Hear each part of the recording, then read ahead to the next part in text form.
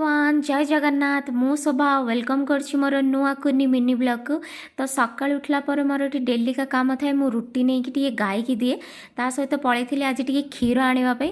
देखुथिबे मो घर तळे एते बड़ गुहाळ अछि, बहुत सारा गाय अछंदी सेठी आ मते सहज होए किछि जहा खाया जिंस मते नहीं कि देबा पई। तो सब काम सरला पर मु पळे आसली टिके चाहा बनै कि रुटी खाया पई।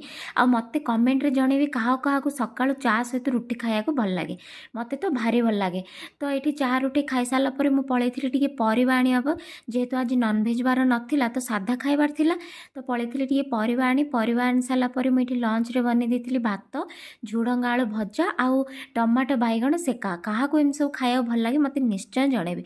मु तो पेटे हम झिकीदेली, क्या आग पछ न देखी पेटे हम खाईदेली। तो राति मुझे बसिकी तारक मेहता का उल्टा चश्मा देखी सारापर डिनर सारदे मु बाहर जाइली मोर मेकअप करने। तो मेकअप हो सारी वीडियो जब भल लगा प्लीज सब्सक्राइब करदे। जय जगन्नाथ।